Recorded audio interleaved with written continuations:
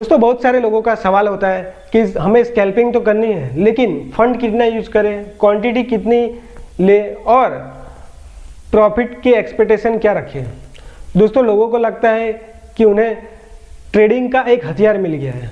दोस्तों मैं दीपक स्वागत करता हूं आपका आपके अपने YouTube channel learn and trade with MD में। आज की इस वीडियो में मैं आपको कंप्लीट गाइडेंस देने वाला हूं जिससे कि आपको बार बार अलग वीडियो देखने की जरूरत ना पड़े।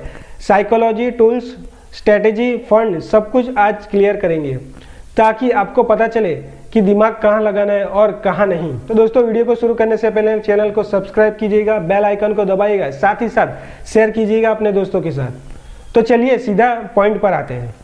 स्कैल्पिंग 3 पिलर्स पर टिका हुआ है। नंबर 1 पर है नॉलेज और माइंडसेट, नंबर 2 है इक्विपमेंट और टूल्स, नंबर 3 है कैपिटल और रिटर्न। और आप जानते हैं कि लोग गलती क्या करते हैं? लोग शुरुआत करते हैं नंबर 3 से, पैसा कितना लगेगा, जबकि सच तो यह है कि शुरुआत होनी चाहिए नंबर 1 से। नंबर 1 यानी नॉलेज और माइंडसेट। याद रखिए स्कैल्पिंग एडवांस ट्रेडिंग है। नॉर्मल ट्रेडिंग में अगर आप थोड़ी गलती भी करते हैं तो स्टॉप लॉस आपको बचा लेता है, मार्केट मुड़कर वापस आ सकता है। लेकिन स्कैल्पिंग में सिर्फ सही या गलत होना काफ़ी नहीं है, यहाँ टाइमिंग सब कुछ होता है। मार्केट 80% टाइम पास करता है। अगर आपको यह नहीं पता कि टाइम पास जोन क्या है तो 1 मिनट की कैंडल आपको फंसा देगी। गलत टाइम पर कॉल लो या फिर पुट लो, लॉस ही होगा। लेकिन अगर सही टाइम पर पुट भी लिया और गलत साबित हुए तो कम से कम मौका मिलेगा निकलने का। और हाँ, ये कैंडल के नाम रटना बंद करो। डोजी, मोरोबोजो, हैमर नाम नहीं, कैंडल की फीलिंग को समझो। कैंडल चीख चीख कर क्या बोल रही है। तीसरी बात, रिटेलर वाली आंखों से देखना बंद करो। जो सब देख रहे हैं, head and shoulder, support, resistance, operator को सब पता है कि आप लोग क्या देख रहे हैं और अब क्या करने वाले हैं। एक असल स्कैल्पर को रिटेलर से ऊपर उठकर सोचना पड़ता है, ऑपरेटर की तरह। अब आते हैं नंबर 2 पर, टूल्स। अगर आप सोचते हैं कि सिर्फ एक मोबाइल से स्कैल्पिंग कर सकते हैं तो सर माफ कीजिए, आप गैम्बलिंग कर रहे हैं। स्कैल्पिंग में फैसले सेकंड्स में लेने होते हैं।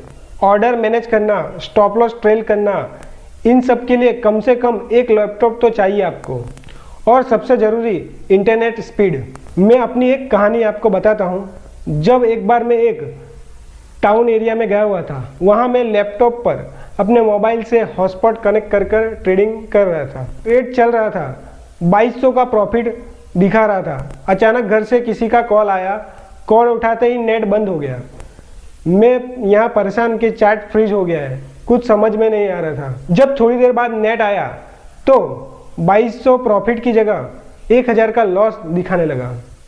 सिर्फ एक कॉल उठाने की कीमत 3200 रुपये चुकानी पड़ी।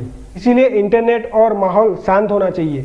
कोई बगल में आकर यह ना पूछे कि भाई क्या कर रहे हो, वरना साइकोलॉजी की धज्जियां उड़ जाती है। अब आते हैं नंबर 3 पर, जिसका आप इंतजार कर रहे थे, कैपिटल, क्वांटिटी और रिटर्न। सबसे पहले बात करते हैं कैपिटल कितना चाहिए। अगर 20 से 25 हज़ार से कम है तो स्कैल्पिंग मत करो, नॉर्मल ट्रेडिंग करो, स्विंग ट्रेडिंग करो।